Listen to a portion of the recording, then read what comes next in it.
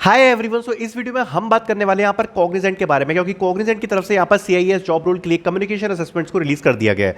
अगर आपको ये वाला असेसमेंट नहीं रिसीव हुआ है, आप मेरे डिस्कशन ग्रुप को ज्वाइन कर सकते हो। लिंक आपको पिन कमेंट में मिल जाएगी। अगर आप उसको ज्वाइन करोगे तो आपको पता पड़ जाएगा कि बहुत सारे बच्चों को कम्युनिकेशन असेसमेंट यहाँ पर रिसीव हो गया है।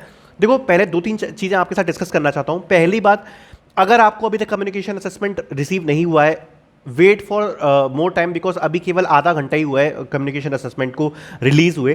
थोड़ा टाइम आप और वेट कर सकते हो। दूसरी बात, अभी ये बात भी नहीं पता कि इसका एक फेज होगा या दो फेज होंगे, तो हो सकता है कि कुछ बच्चों को सेकंड फेज में आया एग्जाम, है ना।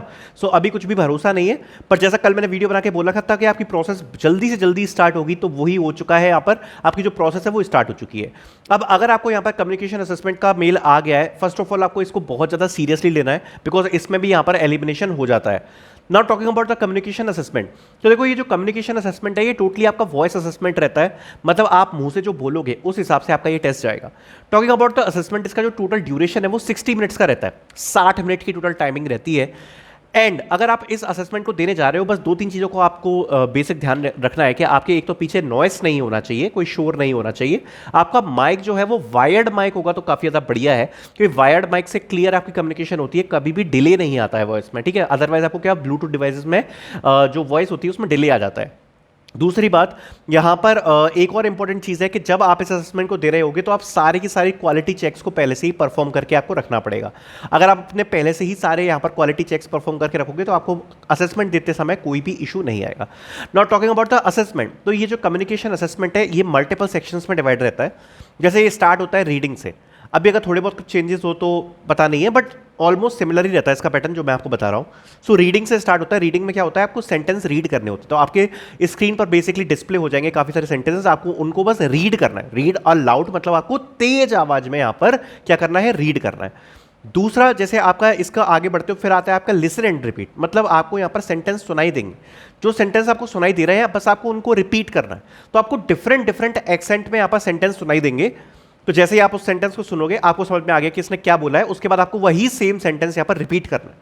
सो ये एक थोड़ा सा डिफिकल्ट सेक्शन होता है, बिकॉज इसके एक्सेंट डिफरेंट डिफरेंट होते हैं, तो आपको हर एक्सेंट को कैप्चर कर पाना थोड़ा सा डिफिकल्ट हो जाता है।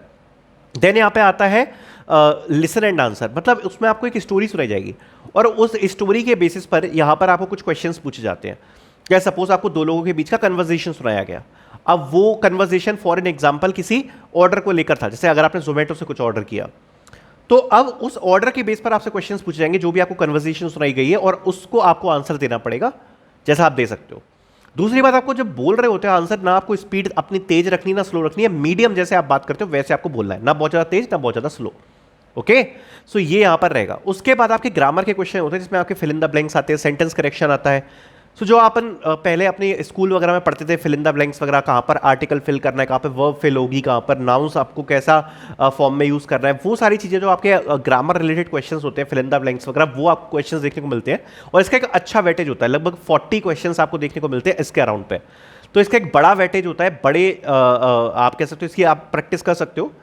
और देन आता है आपका थिंक एंड स्पीक। मतलब आपको एक टॉपिक दिया जाएगा, उस टॉपिक के बारे में आपको सोचना है फॉर 60 सेकंड्स एंड देन आपको 90 सेकंड्स बोलना है। जैसे सपोज आपको बोला गया your favourite festival, so your favourite festival, उसके ऊपर यहाँ पर आपको सोचना है पहले 60 सेकंड्स के आप क्या बोल सकते हो, उसके बाद आपको 90 सेकंड्स में रिपीट करना है।